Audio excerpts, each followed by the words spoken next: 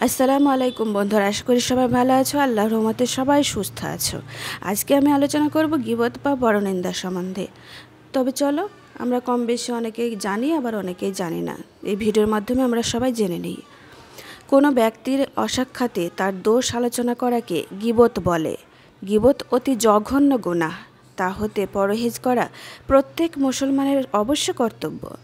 গীবত বা পরনিন্দা নিষিদ্ধ হওয়া সম্পর্কে হাদিস শরীফে আছে, একদা হজরত নবী করিম সাল্লাল্লাহু আলাইহি ওয়াসাল্লাম জিজ্ঞাসা করলেন, তোমরা কি জানো গীবত কাকে বলে? সাহাবীগণ আরজ করলেন, আল্লাহর রসুল সাল্লাল্লাহু আলাইহি সাল্লামই ভালো জানেন।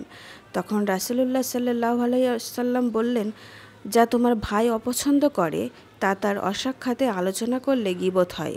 অতঃপর রাসূলুল্লাহ সাল্লাল্লাহু আলাইহি সাল্লামকে জিজ্ঞেস করা হলো, যে দোষের কথা আমরা বলি তা যদি আমার ভাইয়ের মধ্যে থাকে তবে কি তা গীবত হবে? রাসূলুল্লাহ সাল্লাল্লাহু আলাইহি ওয়াসাল্লাম বললেন, যে দোষ তোমার ভাইয়ের মধ্যে আছে তা যদি বলো তবেই তা গীবত হবে।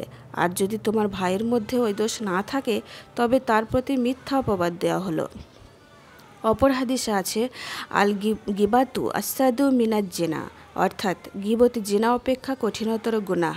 সাহাবীগণ আরজ করলেন, ইয়া রাসূলুল্লাহ সাল্লাল্লাহু আলাইহি ওয়াসাল্লাম, গীবত জিনা হতেও অধিকতর কঠিন গুনাহ কীরূপে?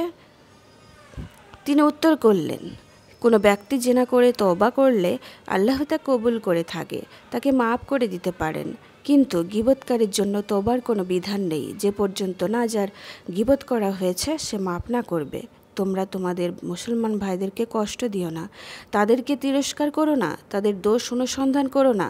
কেননা যে ব্যক্তি আপন মুসলমান ভাইদের দোষ খোঁজ করে, আল্লাহ তার দোষ খোঁজ করেন, এবং আল্লাহ যার দোষ খোঁজ করেন তাকে বেউজ্জত করেন। কোনো ঈমানদার গীবতকারী, লানতকারী, কটুভাষী ও বেয়াদব হতে পারে না। গীবত করা যেন মৃত ভাইয়ের গোশত খাওয়া।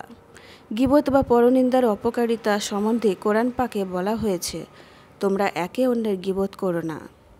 তোমাদের মধ্যে কি এমন কেউ আছে যে তার মৃত ভাইয়ের গোশত খেতে পছন্দ করে? নিশ্চয়ই তা তোমরা অপছন্দ করে থাকো, তাই না?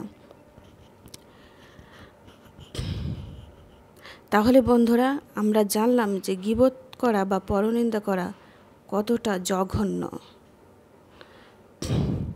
তাই বন্ধুরা, সবাই আমরা গীবত থেকে বা পরনিন্দা থেকে দূরে থাকি, এটাই আমরা চেষ্টা করব, তাই না? নাহলে এই গীবত এবং পরনিন্দার শাস্তি হচ্ছে একটা ভয়ঙ্কর, যা মাফ হয় না আল্লাহর কাছে, যতক্ষণ না যার সম্বন্ধে গীবত করা হয়েছে সে যদি মাফ করে। ভিডিওটি ভালো লাগলে পাশে থাকবে। আল্লাহ হাফেজ।